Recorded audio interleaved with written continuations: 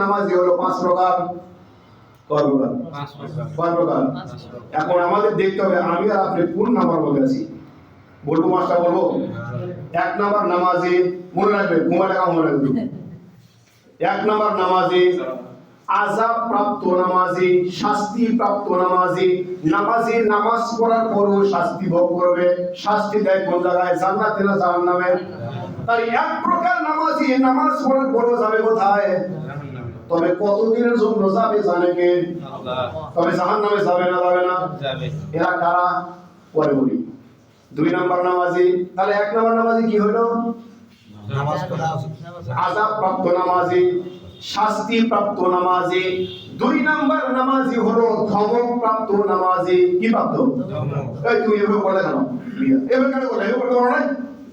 এটা কি? ধমক। তবে এটা আযাব না, এটা কি? সতর্ক। আযাব নয়, এটা ধমক। এমনি করলে কেন? এই নামাজ এভাবে করছো কেন? এভাবে করতে ছিল, এটা কি? ধমক। তাহলে 2 নাম্বার কি? ধমক প্রাপ্ত নামাজি। 3 নাম্বার হলো ক্ষমা প্রাপ্ত নামাজি, যাদেরকে মাফ করে দেওয়া হবে। 4 নাম্বার হলো সওয়াব প্রাপ্ত নামাজি, খালি সওয়াব, গুনাহ নাই। 5 নাম্বার হলো নৈকট্য প্রাপ্ত নামাজি। কি নামাজি? কয়টা হলো? 5টা। 1 নাম্বার নাম বলেন। আযাব প্রাপ্ত। এখনো কি শেষ? এখানে শেষ। 1 নাম্বার হলো শাস্তি প্রাপ্ত বা আযাব প্রাপ্ত। 2 নাম্বার কি? ধমক প্রাপ্ত নামাজি। 3 নাম্বার ক্ষমা প্রাপ্ত নামাজি। 4 নাম্বার সওয়াব প্রাপ্ত নামাজি। 5 নাম্বার নৈকট্য অর্জনকারী নামাজি, অর্থাৎ নৈকট্য প্রাপ্ত নামাজি। 1 নাম্বারটা বলবো না আমি, 2 নাম্বার থেকে বলি। 1 নাম্বারের মধ্যে যদি বলি, আমাদের বাংলাদেশের 95% মানুষ প্রায় বলে যাবে, অতএব এই অস্ত্র হবে। বলবো? ওরাই বলা লাগবে, সর্বনাশ করেছি। ওরে আগে, ওরা সবার শেষে বলি, আগে 2 নাম্বার থেকে বলে নিই। যেহেতু আর সময় নাই না, আপনারা আসবেন কোনটা নয়, আর কোনো সময় নাই। আজানের পর আসতে পারেন না? কে? কি হয়েছে? মার হবে, মার মরে গেলে আগে মার হবে। দুনিয়াদারি টমটম সাথে যাবে না, ওই টমটম করে কপড় তেল রেমোট খেলে যাবে। নামাজ পড়তে হবে আগে, সমস্ত কাজ লাগে নামাজ। কি? আর আমরা ওরে নটন উন্নয়ন সব ঠিক আছে, যদি খালি বউ বসে আলু নিয়ে এসো, আলুর দাম বেশি, আপনি বাজার যাবেন, আলুর দাম বেশি, নতুন আলু। আমি বাড়িতে আসছেন, তাও মনে নাই, মনে আছে, অত মনে আছে, খবর টাকা নাই, আর নাই। ওর শাড়ি দেখে মাথায় খারাপ, মনে হয় যে প্রধানমন্ত্রী ঘরের মধ্যে আছে। এই কিসের ধমক? তাহলে এতেই অবস্থা, আপনার উপার্জিত টাকা দিয়ে বউ খায়, সে বউর শাড়ি এমন, তাহলে যে আল্লাহ জীবন যৌবন সব দিল, এমনি ছাড়ছে না? হ্যাঁ, তার ধারি কেমন হবে? খবর আছে। তাহলে বলেন 1 নাম্বার নামাজি কি ছিল? আযাব প্রাপ্ত বা শাস্তি প্রাপ্ত, এটা কোনটা থাকে? 2 নাম্বার ধরেন। 2 নাম্বার নামাজি ধমক প্রাপ্ত নামাজি, 5 ওয়াক্ত নামাজ পড়বে। কয় ওয়াক্ত? তারপরও ধমক খাবে।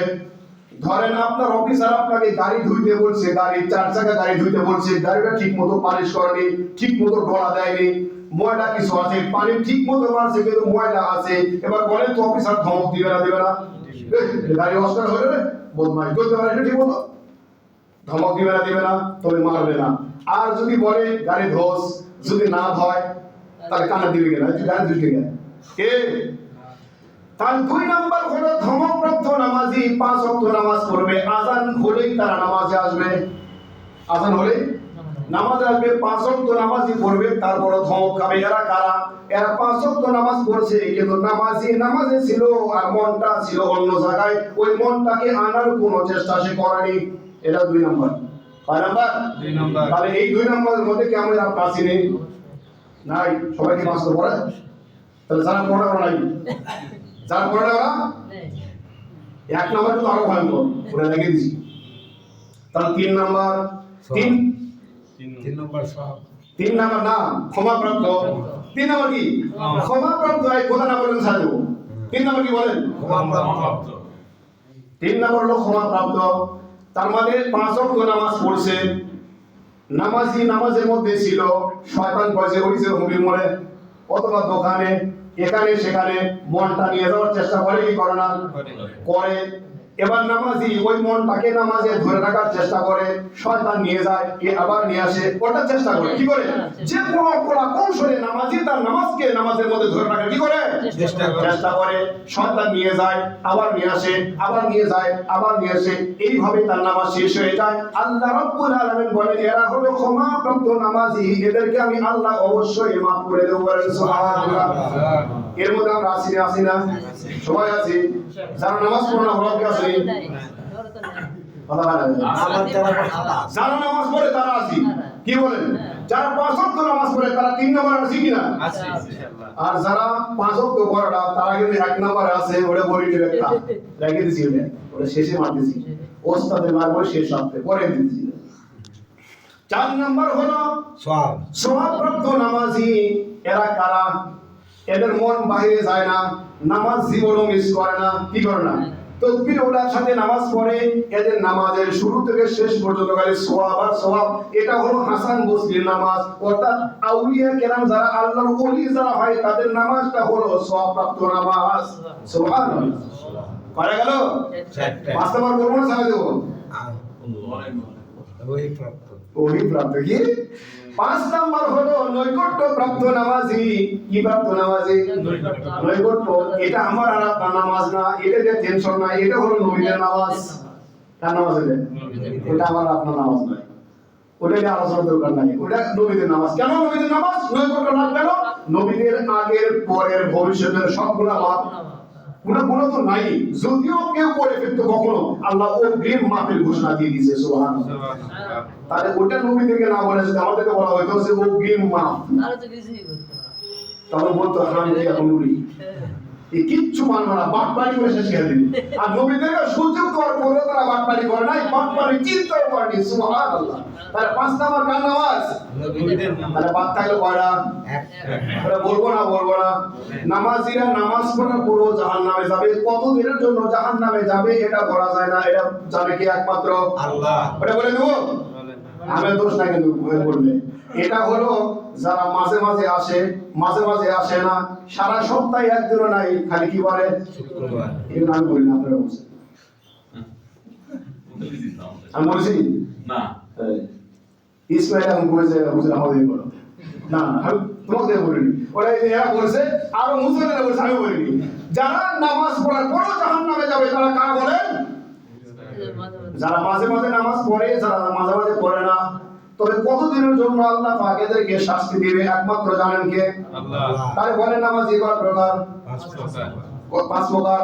তাহলে আমরা কিন্তু মোটামুটি চাইলে কিন্তু কয় নম্বরে থাকতে পারি? 3 নম্বর। কি ভাই, মন খারাপ করলে কেউ? আরে মন খারাপ করেন আর না করেন, আমি যদি আমার বাবার কোলের মতো বসে থাকি সেখানে হক কথা এইভাবে বলতাম আমি, কি বলেন? যেটা হক হক। আল্লাহু আকবার। তাহলে এটা হলো নামাজের শেষ 5টি। কয় প্রকার নামাজি বলেন? তাহলে নামাজিকে সমস্ত পাপাচার কাজ থেকে বিরত রাখবে। কত নাম্বার নামাজিকে বলেন তো? 1 নম্বরে, 2 নম্বরে, 3 নাম্বার থেকে শুরু। কয় নাম্বার থেকে শুরু বলেন? তাহলে 1 নম্বর নামাজি যদি নামাজ পড়ো, নামাজ পড়ার পরে যদি সিনেমায় যায়, এটা কি নামাজের দোষ না নামাজির দোষ? মানে কার দোষ? নামাজের দোষ না নামাজির দোষ? নামাজির দোষ, নামাজের দোষ না। এরপরে যদি কোনো হাজি হজ করার আগে চুরি করতো, হজ করার পরেও চুরি করে, এটা কি হজের দোষ না যে হজ আদায় করছে তার দোষ? তাই না? আল্লাহু আকবার। আল্লাহ পাক আমাদের সকলকে কমপক্ষে আপাতত 3 নাম্বার নামাজি হিসেবে কবুল আর মঞ্জুর করবেন। আমিন। এরপরে আমরা এখন নামাজ শুরু করা যায়। নামাজ শুরু করা যায়, শুরু করবো আজকে। নামাজ দেড়টার পরে সমস্যা আছে আপনাদের? হ্যাঁ। 2 রাকাত নামাজ, কয় রাকাত? 2 রাকাত নামাজ পড়তে কমপক্ষে 60টা মাসআলা। কয়টা বলেন? ভাই আসেন না, সামনে আসেন। আর নাই, এর সর্বোচ্চ 20 পর্যন্ত ওয়াজ করব আমি, এরপর আর নয়। তবে আপনাদের কাছে অনুরোধ থাকবে, আসবেন, আগে আসবেন। আমি প্রস্তুতি, আমি বিশেষ করে আমি 1 সপ্তাহ আগে থেকে প্রস্তুত দিয়ে থাকি আপনাদেরকে আগামী জুমায় কি বলবো আমি, এবং সেটা প্রত্যেকটা হাদিসে পড়া রেফারেন্স অনুযায়ী কথা বলি। মানে ফাওবাজি কথা বলার কোনো চান্স এখন নাই। কথা বুঝেন নাই? ওই বাপ দাদার আগের কিচ্ছা কাহিনী বলার দিন নাই। মিথ্যা বানোয়াটি, মিথ্যা বানোয়াটি গল্প গুজব করার সুযোগ কি নাই? অনেক গল্প আছে আমাদের সমাজে, আমি আগেও বলেছিলাম অনেক গল্প আছে, অনেক ইতিহাস আছে যেটা প্রসিদ্ধ কিন্তু বিশুদ্ধ নয়। যেমন একটা গল্প বলি আমি ছোট্ট 2 মিনিটের মধ্যে। ওই যে যেদিন মা ফাতিমাতুজ জোহরা ইন্তেকাল করেন হযরত আবু যর গিফারি কবরের পাশে দাঁড়িয়ে কবরকে ডাক দেয়, হে কবর, শুনুন আপনারা এটা, হে কবর, আজকে তোমার মাঝে কাকে রাখা হবে তুমি জানো?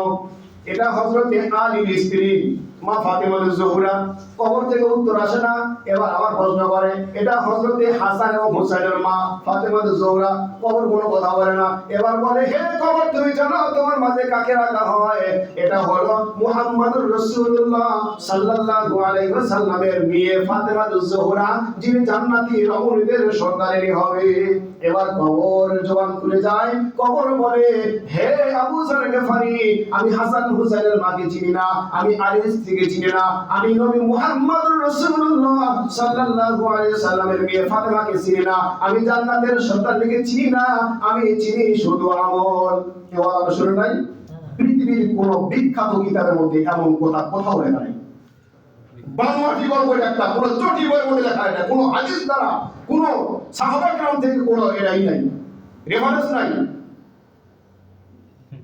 অথচ এটা শোনার পরে অনেকে মানুষ কান্দে সুবহানাল্লাহ মারহাবা বলে চোখ দিয়ে পানি মুছতে মুছতে জীবন শেষ। এগুলি চলবে না। বলেন 2 রাকাত নামাজ পড়তে কি লাগে? 60টা, কমপক্ষে 60টা জিনিস আমাদের লক্ষ্য করতে হয়। তার মধ্যে যখন আপনি নামাজে দাঁড়াবেন, রুকু করার আগেই 11টি মাসালা। কয়টা? 11টি। এই যে 10 আর একটা 11, কয়টা জিনিস লাগে? 11টা। আমি আবার বলে দিচ্ছি, নামাজের মধ্যে যদি ওয়াজিব ভুল হয়, নামাজে সাহসিকতা করতে হয়। নামাজের মধ্যে যদি ফরজ নষ্ট হয়ে যায়, ফরজ ছুটে যায়, নামাজ নষ্ট হয়ে যায়, নামাজ আর থাকে না। নামাজের মধ্যে যদি সুন্নাত আর মুস্তাহাব ছুটে যায়, সাহসিকতা করতে হয় না, নামাজের ত্রুটি হয় না, তবে ইচ্ছা করে ছেড়ে দেওয়া গুনাহ। বলেন সুন্নাত ছাড়া দিলে নামাজ হয় না? হয় না? ওয়াজিব ছাড়া দিলে কি প্রয়োজন হয়? সাহসিকতা করতে হয়। আর যদি ফরজ ছুটে যায়,